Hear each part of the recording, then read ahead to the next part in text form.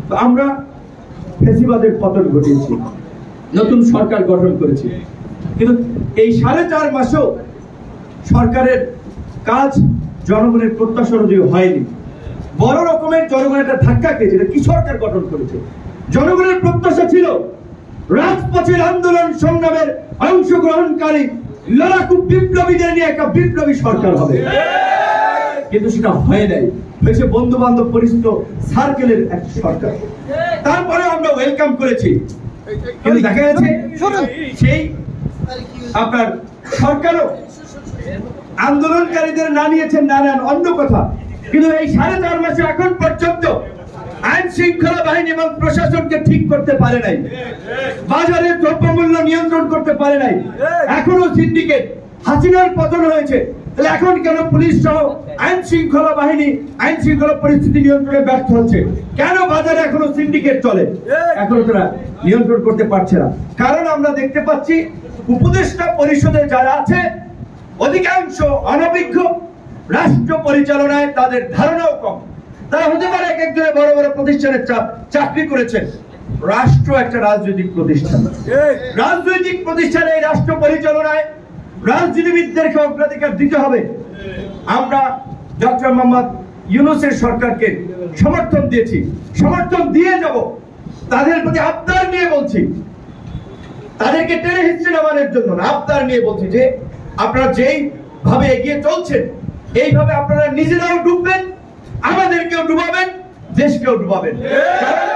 আপনাদের পক্ষে ওকলাতিটা আমরা করছি, অ্যাডভোকেসিটা আমরা করছি যে এই সরকারকে অন্তত বছর 2 সময় রেখে জনগণের যে প্রত্যাশা, রাষ্ট্র সংস্কারের যে একটা বড় আকাঙ্ক্ষা তৈরি হয়েছে, একটা জনবান্ধব জবাবদিহিতামূলক আইন শৃঙ্খলা বাহিনী এবং প্রশাসন নিশ্চিত করা।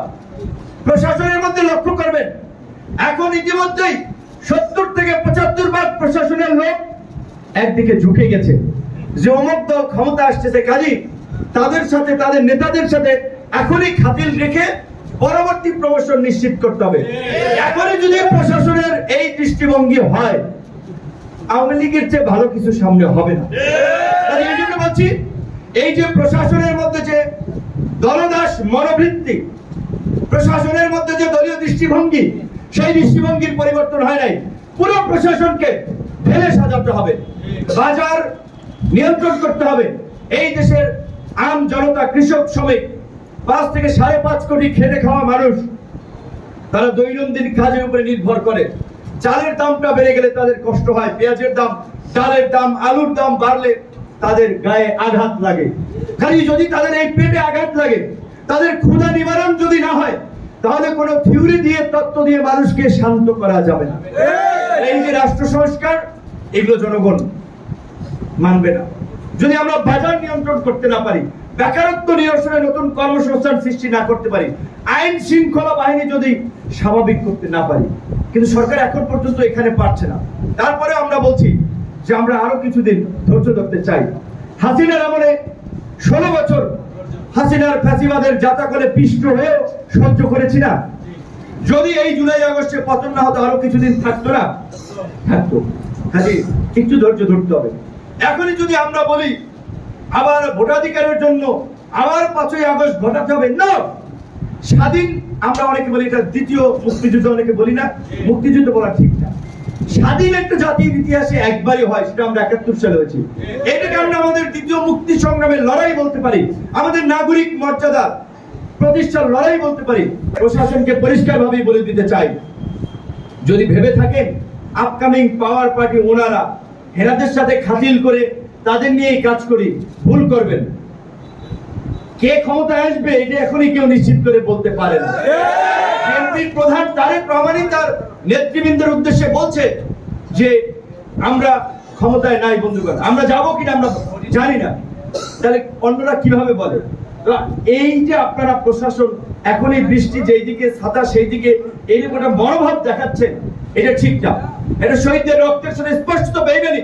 পরিষ্কারভাবে মনে রাখতে হবে, আজকে আমরা রাজনীতিবিদদের দুর্নীতি, লুটপাটের কথা বলছি, হাসিনার ফ্যাসিবাদের কথা বলছি। হাসিনার ফ্যাসিবাদ হওয়ার জন্য সবচেয়ে বড় দায়ী দেশের আমলাতন্ত্র, এই প্রশাসন। বলেন, ডিসি বলেন, তারা তো বহাল তবিয়তে আছে। আওয়ামী লীগ, ছাত্রলীগ, যুবলীগ দলের দেশ ছাড়ছে, তাদের অনেকের বিরুদ্ধে মামলা আছে, গ্রেপ্তার হয়েছে। কয়জন এসপি ডিসি গ্রেপ্তার হয়েছে, কয়জন ইউনো ওসি গ্রেপ্তার হয়েছে। এই ইউনো ওসি এসপি ডিসিরা তো হাসিনার আকাম কুকামের সহযোগী ছিলেন।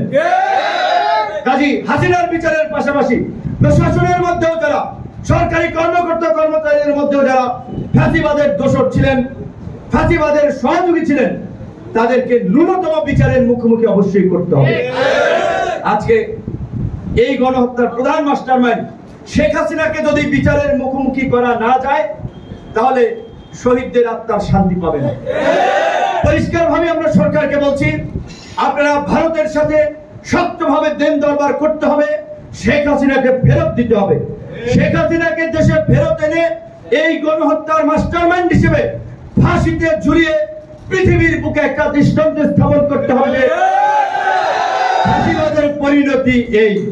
শেখ হাসিনার নির্দেশে গুলি হয়েছে, এতগুলো মানুষ প্রাণ দিয়েছে, প্রাণ চলে গিয়েছে, হাত গেছে, পা গেছে, চোখ গেছে। শেখ হাসিনার কোনো ক্ষমা নাই।